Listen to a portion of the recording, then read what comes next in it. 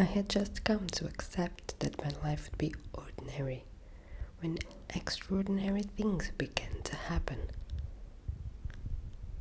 The first of these came as a terrible shock, and, like anything that changes you forever, split my life into halves, before and after. Like many of the extraordinary things to come, it involved my grandfather, Abraham Portman. Growing up, Grandpa Portman was the most fascinating person I knew. He had lived in an orphanage, fought in wars, crossed oceans by steamship and deserts on horseback, performed in circuses, knew everything about guns and self-defense, and surviving in the wilderness, and spoke at least 3 languages that weren't English. It all seemed unfathomably exotic to a kid who'd never left Florida, and I begged him to regale me with his stories whenever I saw him. He always obliged, telling them my secrets that could be entrusted only to me. When I was 6, I decided that my only chance of having a life half as exciting as Grandpa Portman's was to become an explorer.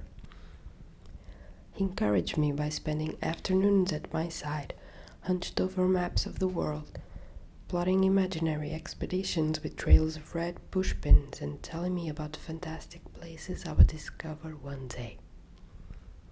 At home, I made my ambitions known by parading around with a cardboard tube held to my eye, shouting, "Land ho!" and "Prepare a landing party," until my parents shooed me outside. I think they worried that my grandfather would infect me with some incurable dreaminess from which I'd never recover, that his fantasies were somehow inoculating me against more practical ambitions. So one day my mother sat me down and explained that I couldn't become an explorer because everything in the world had already been discovered. I'd been born in the wrong century, and I felt cheated. I felt even more cheated when I realized that most of Grandpa Portman's best stories couldn't possibly be true. The tallest tales were always about his childhood, like how he was born in Poland, but at 12 had been shipped off to a children's home in Wales. When I would ask why he had to leave his parents, his answer was always the same: because the monsters were after him. Poland was simply rotten with them, he said. What kind of monsters? I'd ask, wide-eyed. It became a sort of routine. Awful, hunched-over ones with rotting skin and black eyes, he'd say. And they walked like this. And he'd shamble after me, like an old-time movie monster, until I ran away laughing. Every time he described them, he tossed in some lurid new detail. They stank like putrefying trash. They were invisible except for their shadows. A pack of squirming tentacles lurked inside their mouths and could whip out in an instant and pull you into their powerful jaws. It wasn't long before I had trouble falling asleep, my hyperactive imagination transforming the hiss of tires on wet pavement into labored breathing just outside my window, or shadows under the door into twisting gray-black tentacles. I was scared of the monsters, but thrilled to imagine my grandfather battling them and surviving to tell the tale. More fantastic still were his stories about life in the Welsh children's home.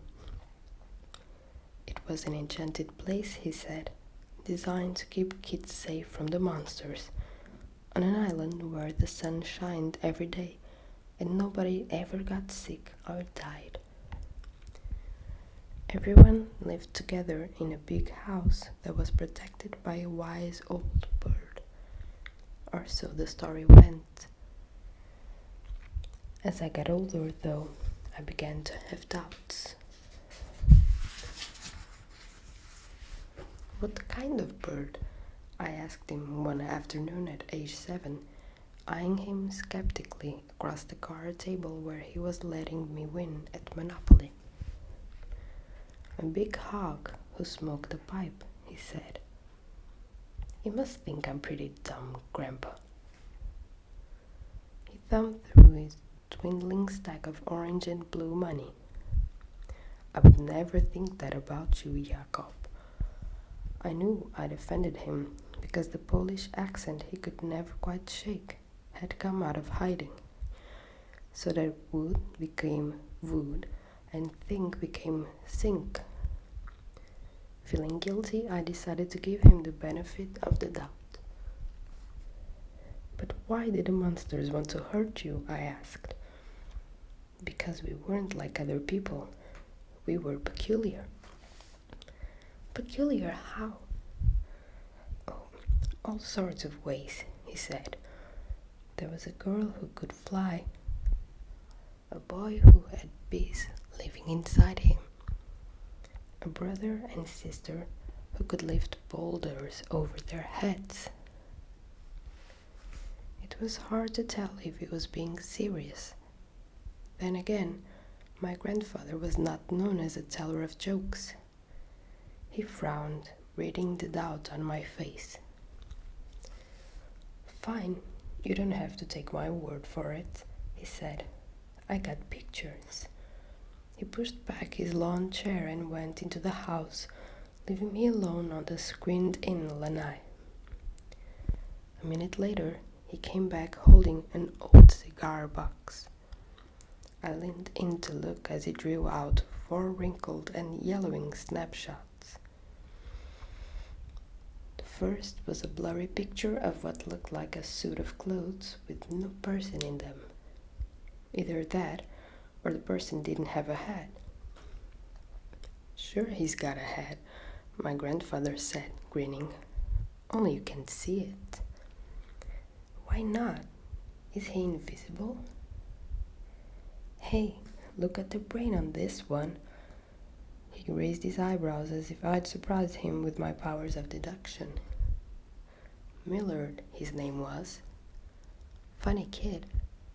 Sometimes he'd say, 'Hey, Abe, I know what you did today.'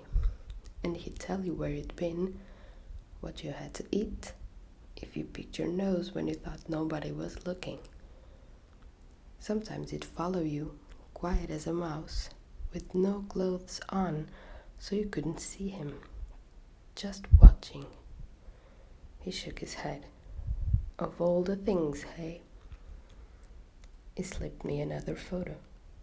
Once I'd had a moment to look at it, he said, "So, what do you see?" "A little girl. And she's wearing a crown." He tapped the bottom of the picture. "What about her feet?" I held the snapshot closer. The girl's feet weren't touching the ground, but she wasn't jumping. She seemed to be floating in the air. My jaw fell open. "She's flying." "Close," my grandfather said. "She's levitating." Only she couldn't control herself too well, so sometimes we had to tie a rope around her to keep her from floating away. My eyes were glued to her haunting, doll-like face. "Is it real?" "Of course it is," he said gruffly, taking the picture and replacing it with another, this one of a scrawny boy lifting a boulder. "Victor and his sister weren't so smart," he said, "but boy, were they strong." "He doesn't look strong," I said, studying the boy's skinny arms. Trust me, he was. I tried to arm wrestle him once and he just about tore my hand off. But the strangest photo was the last one. It was the back of somebody's head with a face painted on it. I stared at the last photo as Grandpa Portman explained. He had two mouths, see? One in the front and one in the back. That's why he got so big and fat. But it's fake, I said. The face is just painted on. Sure, the paint's fake. It was for a circus show. But I'm telling you, he had two mouths. You don't believe me? I thought about it, looking at the pictures and then at my grandfather, his face so earnest and open. What reason would he have to lie? I believe you, I said. And I really did believe him, for a few years at least. Though mostly because I wanted to, like other kids my age, wanted to believe in Santa Claus. We cling to our fairy tales until the price for believing them becomes too high, which for me was the day in second grade when Robbie Jensen pantsied me at lunch in front of a table of girls and announced that I believed in fairies. It was just desserts, I suppose, for repeating my grandfather's stories at school, but in those humiliating seconds I foresaw the moniker Fairy Boy trailing me for years, and, rightly or not, I resented him for it. Grandpa Portman picked me up from school that afternoon, as he often did when both my parents were working. I climbed into the passenger seat of his old Pontiac and declared that I didn't believe in his fairy stories anymore. What fairy stories? He said, peering at me over his glasses. You know, the stories about the kids and the monsters. He seemed confused. Who said anything about fairies? I told him that a made-up story and a fairy tale were the same thing, and that fairy tales were for pants-wearing babies, and that I knew his photos and stories were fakes. I expected him to get mad or put up a fight, but instead he just said, "Okay," and threw the Pontiac into drive. With a stab of his foot on the accelerator, we lurched away from the curb, and that was the end of it. I guess he'd seen it coming. I had to grow out of them eventually, but he dropped the whole thing so quickly it left me feeling like I'd been lied to. I couldn't understand why he'd made up all that stuff, tricked me into believing that extraordinary things were possible when they weren't. It wasn't until a few years later that my dad explained it to me. Grandpa had told him some of the same stories when he was a kid, and they weren't lies exactly, but exaggerated versions of the truth. Because the story of Grandpa Portman's childhood wasn't a fairy tale at all. It was a horror story. My grandfather was the only member of his family to escape Poland before the Second World War broke out. He was 12 years old when his parents sent him into the arms of strangers, putting their youngest son on a train to Britain, with nothing more than a suitcase and the clothes on his back. It was a one-way ticket. He never saw his mother or father again, or his older brothers, his cousins, his aunts and uncles. Each one would be dead before his 16th birthday, killed by the monsters he had so narrowly escaped. But these weren't the kind of monsters that had tentacles and rotting skin, the kind a 7-year-old might be able to wrap his mind around. They were monsters with human faces, in crisp uniforms, marching in lockstep, so banal you don't recognize them for what they are until it's too late. Like the monsters, the Enchanted Island story was also a truth in disguise. Compared to the horrors of mainland Europe, the children's home that had taken in my grandfather must have seemed like a paradise.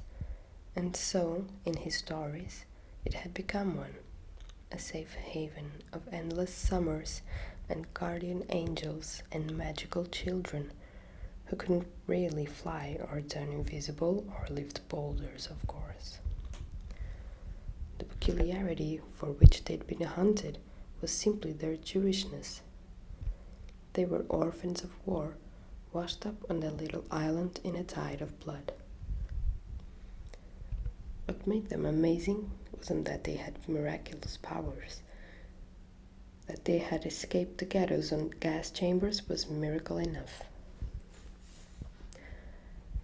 I stopped asking my grandfather to tell me stories, and I think secretly he was relieved. An air of mystery closed around the details of his early life. I didn't pry. He had been through hell and had a right to his secrets. I felt ashamed for having been jealous of his life, considering the price he'd pay for it, and I tried to feel lucky for the safe and unextraordinary one that I had done nothing to deserve. Then, a few years later, when I was 15, an extraordinary and terrible thing happened, and there was only before